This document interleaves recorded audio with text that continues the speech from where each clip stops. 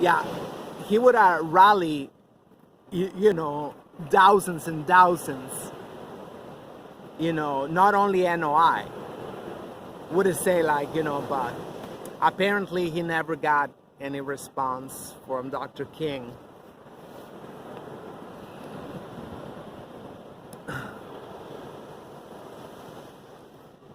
So later that day, I'm talking about still June 30th, 1964, he flew to Omaha, Nebraska, the place where he was born, a horrendous place, upon the invitation of the city's Citizens Coordinating Committee for Civil Liberties. Upon arrival, he kept up his provocative banter, charging that in Omaha, as in other places, the KKK has just changed its bed sheets for police uniforms. After addressing the local audience at Omaha City's auditorium, he checked out of his hotel at 3 a.m. And the writer don't say this is the place where they burned down his house as a child. They woke up in the middle of flames. It's just, this is why I hate sometimes scholars, you know, because they're very cold. They're very cold. Just like when he talked about Miss Betty Shabazz saying that, oh, she was bourgeois, she was this and that. It was a miracle she was able to get out in the street again after what she witnessed with her daughters. But there's no, it don't matter. This is for me, this is a crucial part of his life. I don't think this was the first time he was back, you know, but just to think about it, you know, the circle right there, you know, coming back to speak an engagement.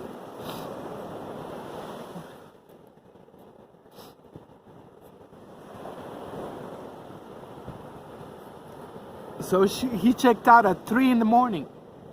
At 3 in the morning, he probably couldn't even sleep, just having the memories, being back in that horrible place.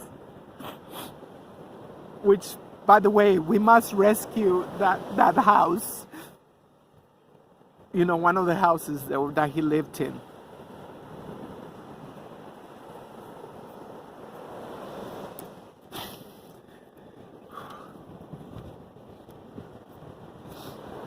And later that morning was in downtown Chicago. That's fear. That's fucking fear. His scheduled events practically impossible to get to. You know, well, back then, you know, airlines had more reliability. It was more like, you know, an experience, you know, to fly. He was a calling guest on a local radio program which alerted thousands of angry NOI members that he was in the city. So he's not thinking, you know, like normal. That's no normal thinking. You know, that's just crazy thought, you know, going to Chicago. I mean, like,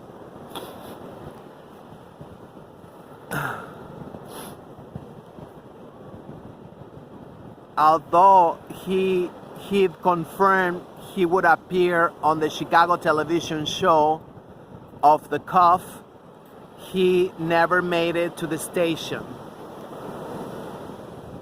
threats on his life, now openly expressed on the streets, forced him to return immediately to New York. At the beginning of July, Malcolm's former fiancée Evelyn Williams and Lucille Rosary filed paternity lawsuits. Yeah, well, this is different. Oh, here's another one. Where you go? On the one night in early July, either the 3rd or the 4th of July, Malcolm contacted the NYPD, alerting them. This is the story I'm telling you, that that he was going home. So he saw no NYPD officers present, but what he could see was two unfamiliar men approach his car on foot. He quickly accelerated, driving around the block and waiting before going home. Malcolm complained to the police, and an officer was eventually placed in front of the residence, but only for 24 hours. That's how you know they did it. That's how you know they did it. And I mean, his house should have never been bombed. If there was police around. Come on.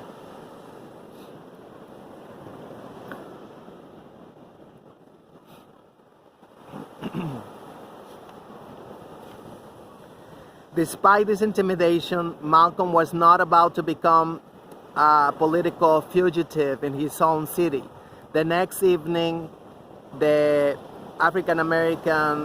Organization for African American Unity sponsored its second public rally, again at the Audubon. Although most Muslim Mosque Incorporated, which was the other organization of his, members did not belong to the OAAU, the Organization of African American Unity, Benjamin 2X Goldman was handed the assignment to introduce Malcolm to the audience. Malcolm informed his audience, "Right now, things are pretty hard for me, Oh yes, I may sound like I'm cracking, but I'm facting." On July 8th, Malcolm X appeared again on the Barry Gray Show in New York. On July 9th, he carried on correspondence with Hassan Sharif, the dissident son of Ethel and Raymond Sharif, who had recently broken with and denounced the nation. Malcolm wrote to him saying he was unable to send Sharif funds, but pledged he would assist him in organizing the believers in Philadelphia, Chicago, and other cities behind Brother Wallace Muhammad. Malcolm had reached a point where his own physical safety was secondary to the realization of his political effectiveness. Chief among them were first forging a Pan-African alliance between the newly independent African states. Which, I mean, just imagine that. This is so much going. We have Selma in the south, and African countries start to gain their independence. It's just so exciting times, but at the same time, it's the most dangerous times,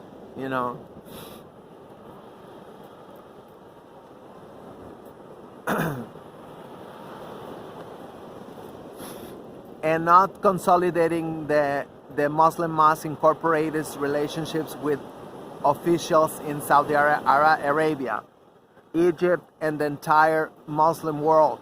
Both goals require him to head overseas.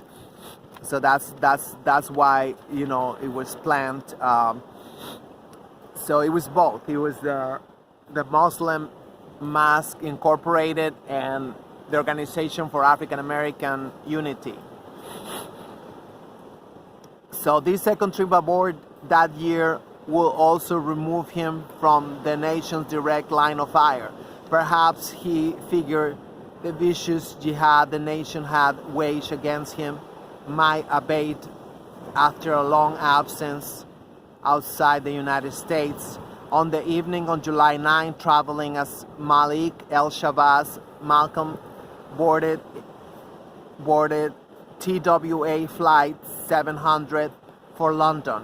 Arriving the next morning, Malcolm held an impromptu press conference in which he charged that the United States government is violating the United Nations Charter by violating our basic human rights. Imagine just that. This was not even a week. This was not even a week. He was Omaha, Nebraska, assassination attempts going on, and had to flee Chicago. I mean, it just, insane.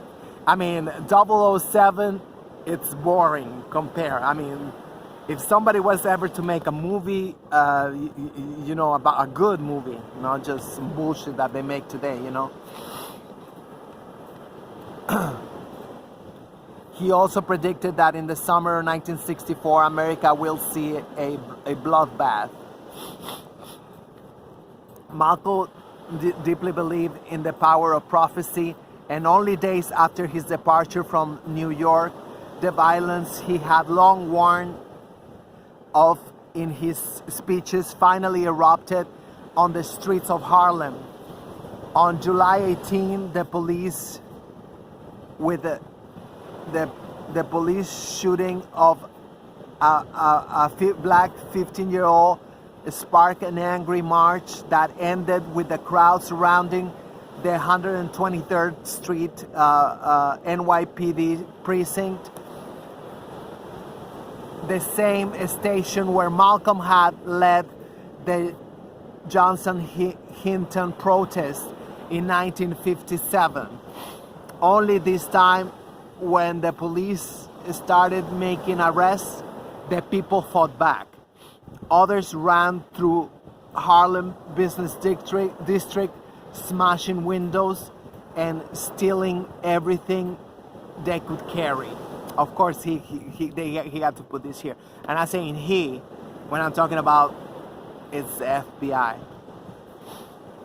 So nobody talk about these July 18 riots in Harlem in 1964. In London, though, ready for a momentous trip, he could not have imagined such particulars. After renting a hotel room for the night, Malcolm rang one of his contacts, who provided him with telephone numbers and other contacts information for some African leaders. This is like, I mean, if you see this in a movie, you say like, oh, this is fiction. No, but he was like right there from this tiny little world in Harlem into like the world stage, calling presidents. I mean, it's just insane.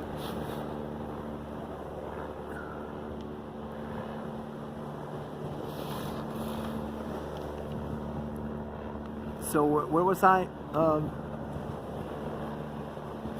In his hotel lobby, Malcolm managed to attract 3 British journalists to do a 20-minute interview.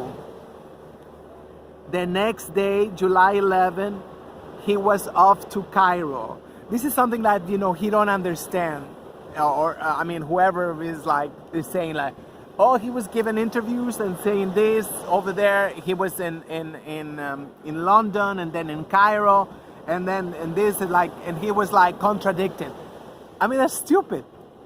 Especially, first of all, there was no internet back then, so you had to think, the way things is like you are painting something in the whole world. So you give a brush stroke over here, a brush stroke over there, and it don't mean, you know, but he was stupid. He said that in the book several times. That's why I'm saying this, you know. The next day, July 11, 1964, he was off to Cairo. Malcolm's greatest strength was his ability to speak on behalf of those to whom society and state had denied a voice due to a racial prejudice. He understood these yearnings and anticipated these actions. He could now see the possibility of a future without racism for his people.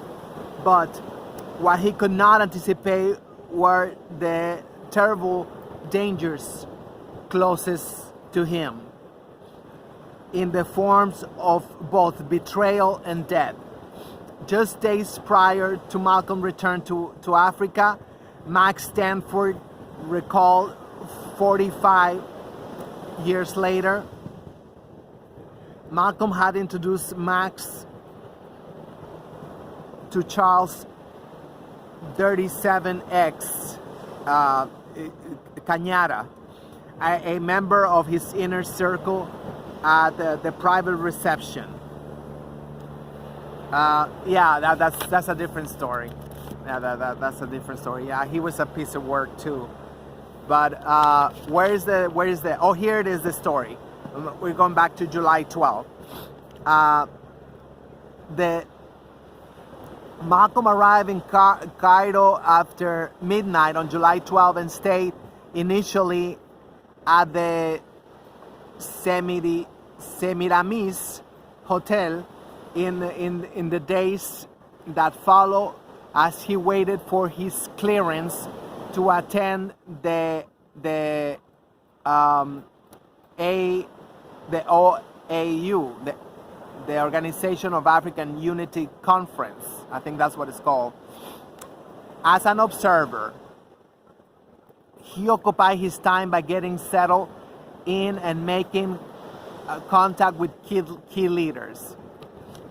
The evening after his arrival, he contacted Dr. Shawarbi, who was so eager to engage him in political conversation that he and small entourage of mostly African Americans drove over to his hotel, where they talked together until 3 in the morning.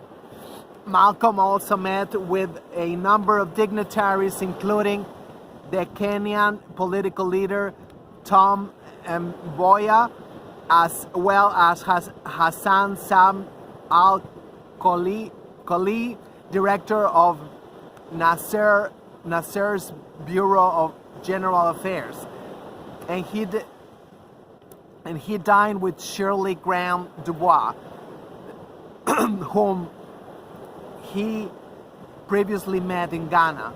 He visited Cairo University, the pyramids, and other sites with the ABC cameraman in tow.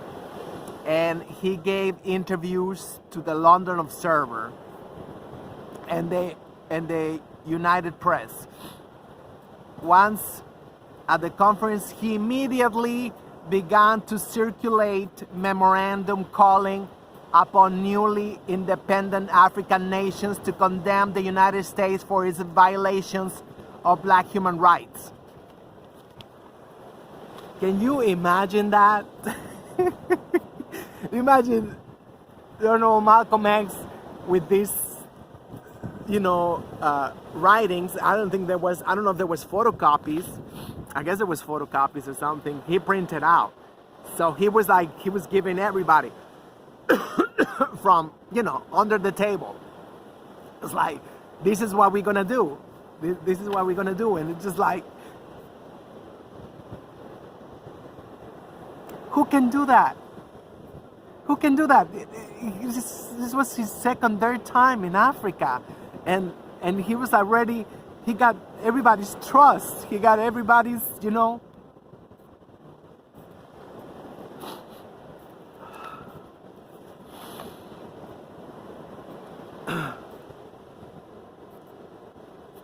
and I'm not gonna read the whole thing, but you know, even they recognize that had they actually had a chance to, you know, I I read this a while back, so I really don't remember what happened. But let me see.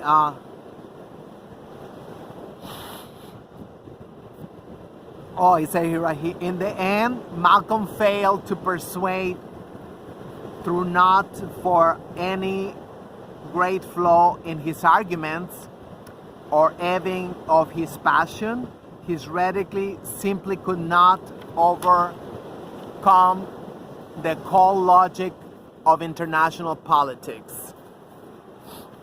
Yeah, that was just. But what if it could have worked? Why this is why we gotta keep trying. Gotta keep trying. You don't know when it's gonna work.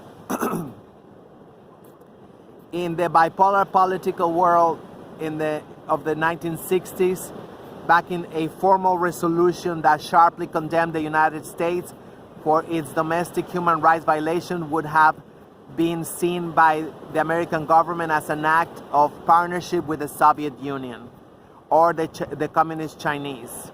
Yeah, it's always the boogeyman. So it's like that just that fear of being put in you know, like you are in, you know, an associate of these two countries. It's just like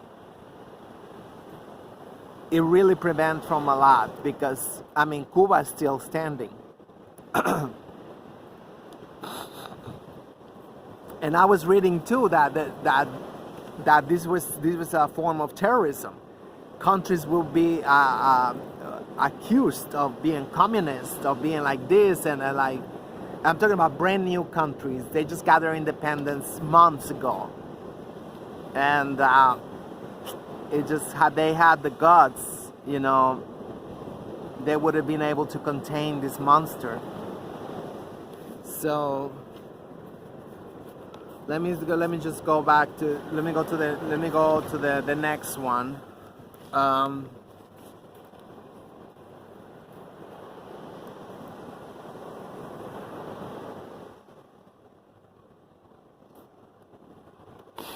So he's talking about El Che Guevara on page 394, that, you know, that they both had a lot of rapport, and they was both avid readers of each other. They was following each other in the news, and because that's what you gotta do. So you don't wanna work against the tactics. It's about communication and the strategies of you know, had to be synchronized, you know.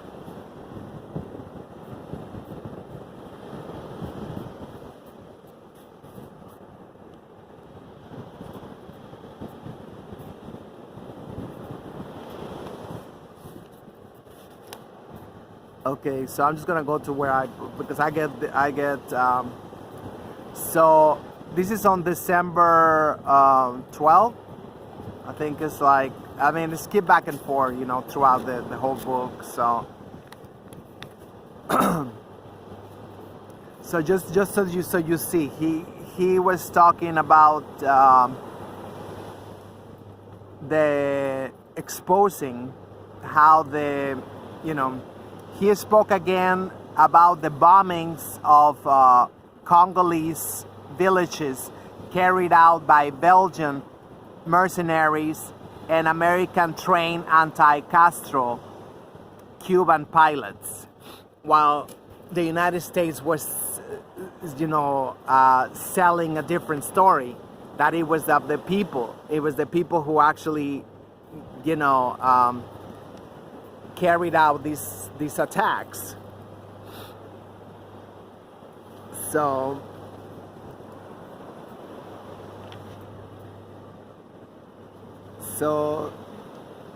To Malcolm's excitement, Ernesto Che Guevara, the former guerrilla leader of the Cuban Revolution, swept into town to address the General Assembly of the United Nations on December 11. At that moment, Guevara was perhaps Malcolm's closest analog on the world stage, relentless supporter of the struggles of oppressed people and committed revolutionary. Like Malcolm, he was deeply concerned about ongoing and recent events in Africa, in making broad connections between the Cuban Revolution and other struggles around the globe. He had a special mention to the painful case of the Congo, unique in modern history, that show how the rights of the people can be thwarted with the utmost impunity. He insisted that the root of the Congo's misery was that nations' immense wealth, which the imperialist nations want to keep under their control. In a language markedly similar to Malcolm's, he described the dynamics of neocolonialism as forms of military and economic collaboration between Western powers. Who committed those crimes? Belgian paratroopers brought by United States planes, which left from English bases. All free men in the world should prepare to avenge the crime in the Congo. Malcolm invited Guevara to address the Organization of African American Unity rally at the Audubon on December 13, but the Argentine declined to attend, concerned that his presence might be seen as provocative foray into the internal U.S. politics. Still, many of the themes Guevara had addressed at the United Nations were central to the discussion that evening, especially when Malcolm took the stage to fill time after Tanzanian minister, who also happened to be in New York for the General Assembly, was late in arriving. Can you imagine that? You know, a president is late and Malcolm X fill in for the president of Tanzania. This is just, I don't know how common that is for somebody who was a minister, somebody who was, you know, this is, oh wow. We are living in a revolutionary world and in a revolutionary age. Malcolm told the overflowing crowd, numbering at least 500, and by some reports, many more. We must realize, he said, that is the direct connection between the struggle of the Afro-American in this country and the struggle of our world, of our people all over the world. For those who might suggest resolving the racial crisis in Mississippi before worrying about the Congo, he warned, you'll never get Mississippi straightened out, not until you start realizing your connection with the Congo. His argument defined Pan-Africanist logic, but also ran deep in light of the imperialist connections that Guevara had drawn at the United Nations. Underlying Malcolm's main argument about the unity of black struggle was an important point about exploitation. The connection with the Congo for black Americans had as much to do with the commonality of economic oppression as it did with race. It was this leap from race specific ideas to broader ones about class, politics, and economics that pushed Malcolm thinking forward in late 1964, a lesson that his travels in Africa had brought into focus.